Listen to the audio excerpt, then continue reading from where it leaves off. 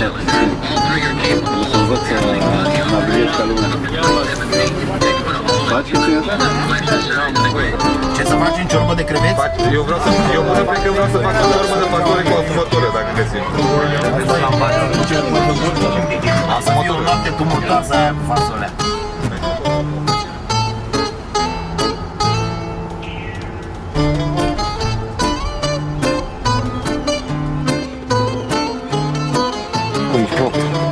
Ești pe 8, nu pe jet.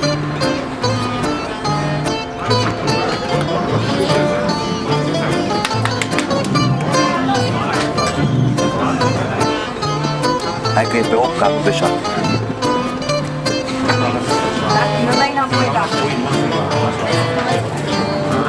Tesla, Eram mici, ne duceam în magazin. Chieli,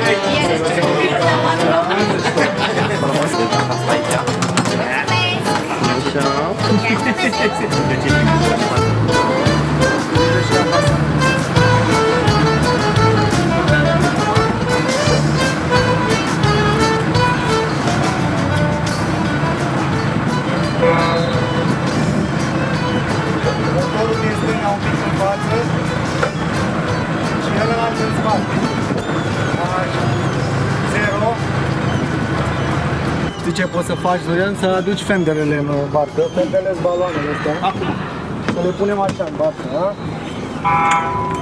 Mai în dreapta un pic, Răzvan. Da, mă uitam aici la niște moringuri. Loc aici ai loc de... I don't know where I've been, I don't know where I'm going. Been holding on to the past, but this life keeps on moving.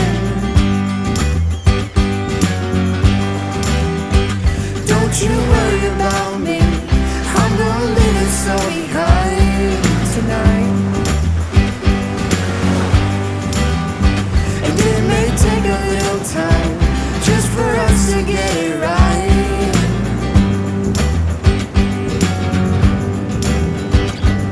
I could turn back now and leave this all behind. I don't know if I'll ever make it out alive. I could turn back now and leave this all behind. I don't know if I'll ever get out alive.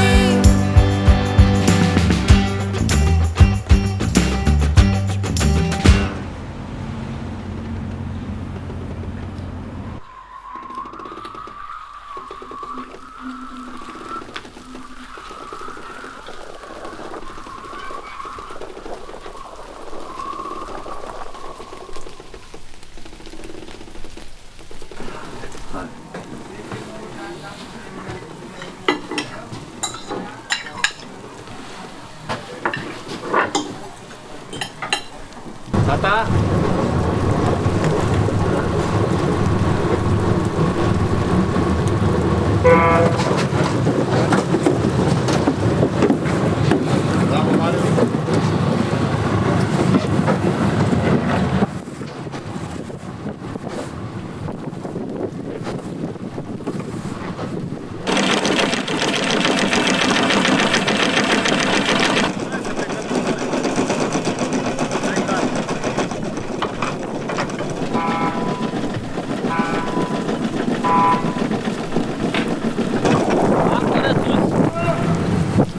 Acolo sus, am plecat.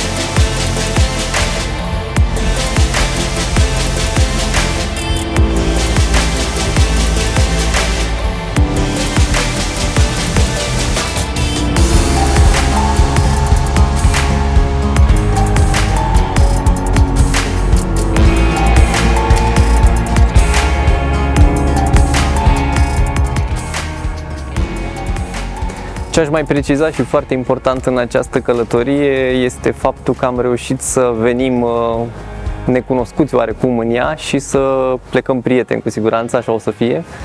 Dar are poziția aia ciudată, a prins-o invers. Dar e sus? Da, dar târnă și iar lovi. Vezi ce? Lasă un pic jos și mai ridic o dată. Asta vreau, da.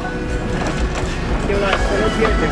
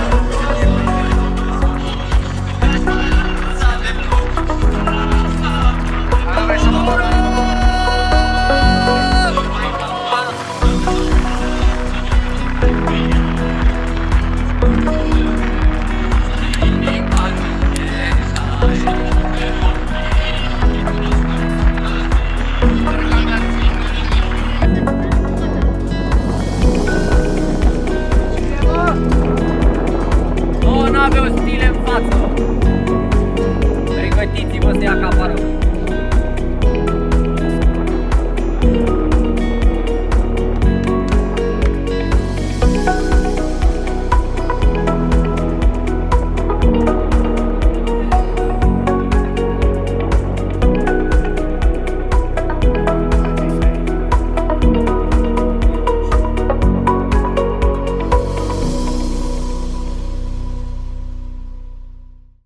De data aceasta a fost o experiență diferită, fiind un workshop de fotografie. A trebuit să fim atenți și la peisaje, la ce puteam fotografia. S-au făcut filmări cu drona și asta a implicat câteodată și manevre diferite cu barca, adică și ce fac eu s-a schimbat puțin de data asta. La intrări sau la ieșiri din port am filmat împreună cu toate bărcile. Overall a fost o experiență și pentru mine o experiență nouă și foarte, foarte interesantă. Salutări de la To Creative Grecia. Ne-am oprit în golf. Acum băieții și fetele se distrează. A fost o săptămână superbă până acum. Chiar dacă marea a fost agitată în primele zile, ne-am propus să ajungem în Mykonos, n-am ajuns, ne-am oprit în Syros, unde am fotografiat 3 zile. Atmosfera pe barcă e frumoasă, oamenii gătesc, oamenii se simt bine, se cunosc mai bine decât la început. Poate au fost mai timizi. Suntem bine, da?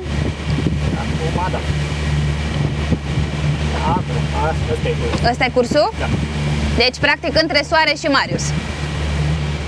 Destul de interesant, adică interesant la modul că am avut valuri mari, am avut aproximativ furtună pe mare, dar am avut și avem în continuare un capitan foarte mișto care ne ajută și care ne-a scos din mizerie. Ne-am distrat una peste alta, cred că am fost un echipaj destul de unit. A fost o experiență pe care aș minți să spun că aș vrea să o mai repet. Adică mie îmi place așa cu mare liniștită, ca să mă pot descurca și eu la timon, altfel e plictisitor. Am avut locații superbe, am avut informații foarte, foarte valoroase primite atât de la Marian cât și de la Marius. Marius Tudor mă refer aici. Andreea și Andrei au fost absolut superbi, cum au fost de fiecare dată. Sunt niște modele minunate, foarte, foarte cooperanți și foarte frumos de lucrat cu ei.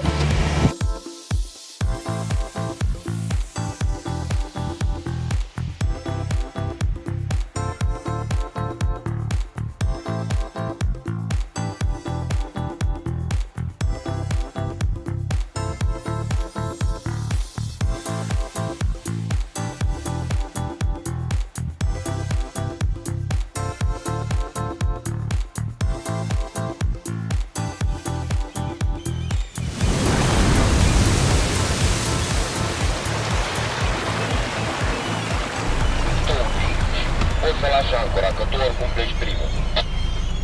Eu zic că sunt ok așa, nu sunt aliniat, așa văd aici.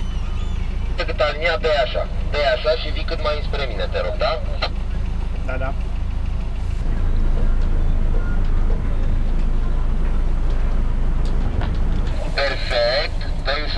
spatele, cu amândouă spate.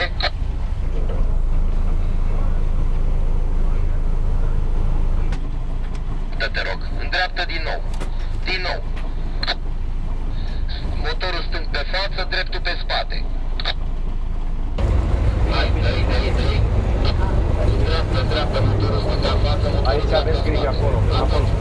dreaptă, lasă așa și atunci cu spatele. Spate amândouă. Să lase ancoră, spate amândouă.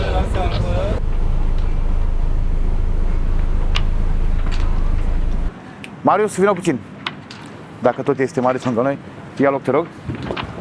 Așa. Îl avem pe Marius Tudor, care este un om foarte devotat, implicat și vreau să-i mulțumesc cu această ocazie. Noi nu prea avem timp să ne spunem, nu, năduful și oful îl spunem, dar să ne spunem așa, sincer, pe suflet, nu mi-a plăcut. Noi nu prea ne spunem chestiile astea pentru că nu avem timp să ne spunem asta. Nu e așa, Marius? Așa e, Marian, așa e. Marius, Nu știu ce contează, îți mulțumesc, Marius, știu, te-am simțit stresat și tensionat la final și a trebuit să te iau în brațe. Chiar dacă eu nu cred că dau neapărat energie, nu pare sau nu asta, doar că știu cum e. Știi că tu ai fost știu toată energia workshop-ului până acum. Dar nu, tu ai fost de la butoanele din spate, unde e foarte important. Foarte ce e de făcut, asta foarte important. N-a fost eu toată energia, dacă tu n-ai avea energia că nu-mi asta, place. știi că eu n-aș avea. Da, e un recul la tine, practic, din partea mea. Dar a ieșit totul minunat. A ieșit minunat. Fericiți. Dă-i tu stop. Dacă a fost rec. A fost. Și asta la Valera. Stai așa.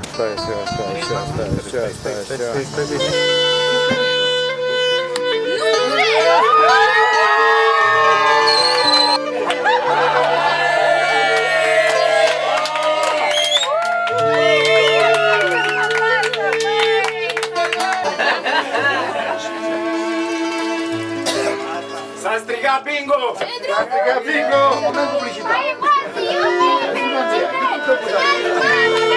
Să vedem nivelul! Bine!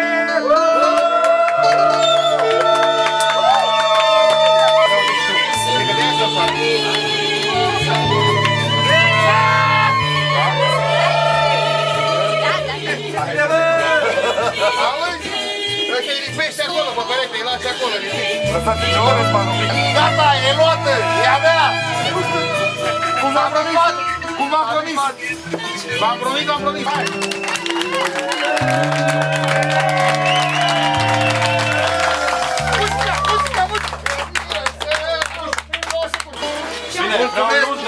Mulțumesc că ați avut răbdare cu mine. Seamănă cu mine toate, știi? Să fie cu noroc. Doamne ne ajută. Acum nu mai dăm 2 săptămâni.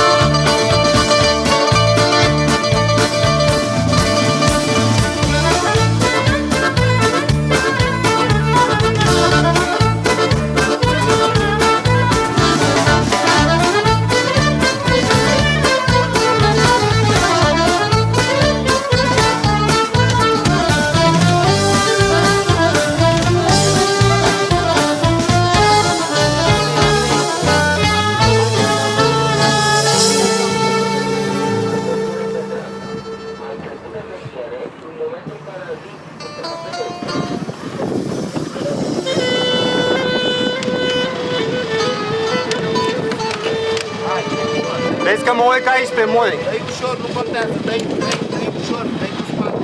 Cu spate. Amândouă motoare pe cap.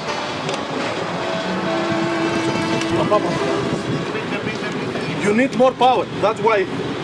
Dai voie sau baci? Reverse, both reverse, both reverse. Hai, amândouă în spate. Both. Clese.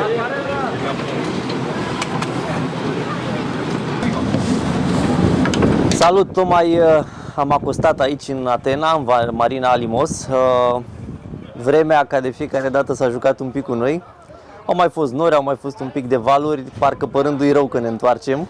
Și urmează seara asta să mai avem probabil o proiecție, să primim și noi feedback din partea celor doi fotografi, Marian și Marius. După care mâine dimineață, cu sufletul îndoit, ne urcăm în avion și ajungem în București. Am ajuns la finalul cursului, a fost un drum super ok.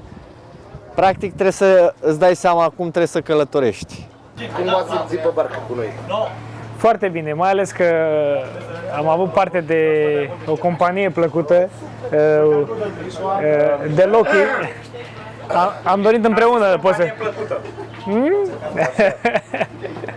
Ne-am distrat, mă, ce să zic. Cumva sper ca toată lumea să înțeleagă faptul că experiența asta este mai mult decât a învăța ceva despre fotografie. Panasonic, Sony, Sigma și toți ceilalți parteneri care au fost alături de noi, cred că și-au adus plus valoare prin tehnica pe care ne-au pus-o la dispoziție, în special pentru oamenii care sunt profesioniști, pentru că nu poți să fii un bun profesionist dacă n-ai o tehnologie de actualitate pusă la dispoziție.